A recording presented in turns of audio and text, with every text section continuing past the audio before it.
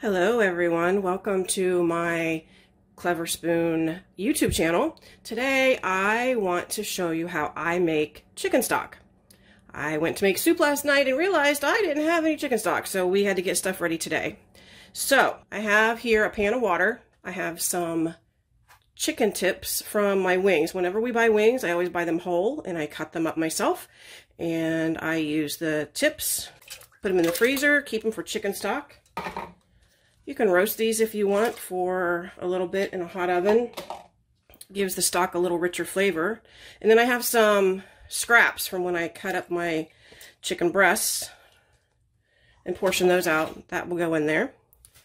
And next I have one onion that I've cut up, some celery that's on its very, very last leg, a couple of carrots,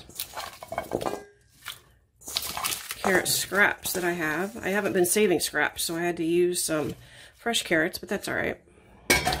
And then here I have some bay leaf and some peppercorns, a couple of smashed cloves of garlic that's also on its last leg that I found at the bottom of my little produce bowl.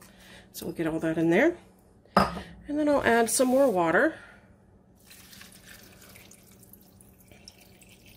As you're prepping through the week, if you save your celery scraps and your carrot scraps and your onion scraps, onion skins, the ends, save all those in a big container, and then at the end of the week you can make chicken stock or vegetable stock or beef stock.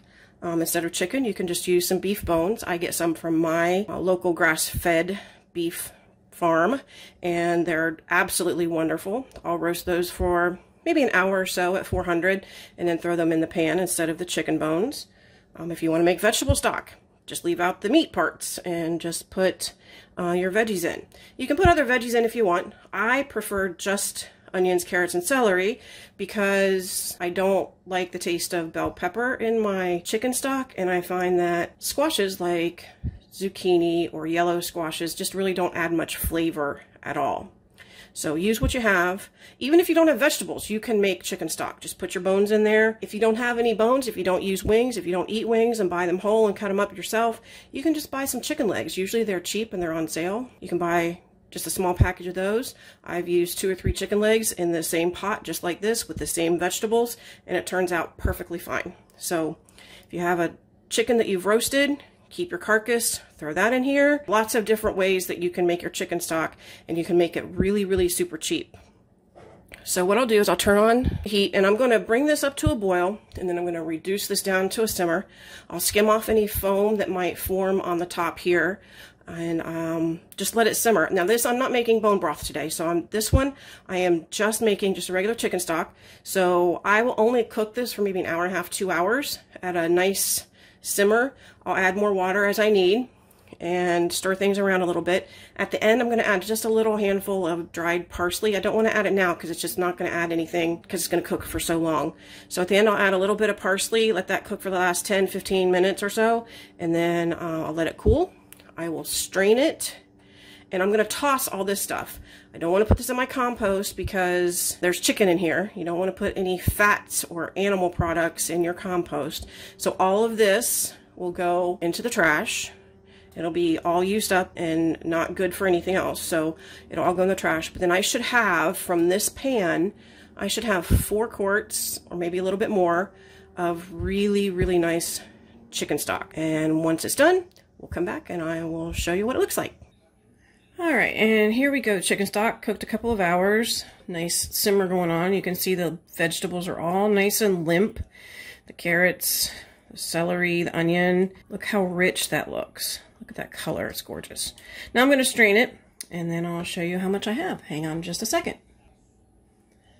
Okay, as you see here, I have 4 quarts of gorgeous chicken stock. It's going to taste so good in soups and all kinds of things. I always make sure I put the flavor because my pork stock, my veggie stock tends to look like chicken stock, so I need to make sure I mark it. And I always put the date so that I can use the oldest stock first. These will cool down. One will go in the fridge for me to use when I'm cooking, and the other ones will go in my freezer to keep in there for a couple of months until I'm ready to use them. So see how you can make chicken stock pretty easy. You can also do this in your crock pot. You can put all this stuff in your big crock pot in the evening. Put all your stuff in there, your water, your chicken, your veggies. If you want any herbs in there, you can put those in there. Put that in your crock pot, fill it up with water, turn it on high, put the lid on, go to bed. When you wake up in the morning, you'll have delicious chicken stock that you cool down before you strain it. Always let it cool first because it can splash and you can get burned. So let it cool down and then strain it and boom, you didn't even have to do anything. And it cooked while you slept. Give this a try. It's super cheap, even if you're buying chicken, but if you're using scraps, like I often do, it's literally free. It's stuff that would be thrown away that I'm putting together, making chicken stock, and this is about $12 worth of chicken stock from the store. Pretty easy, very delicious, so give it a try. Make sure you subscribe to my channel so that you can be alerted when I post videos, and I will catch you all later. Thanks for watching.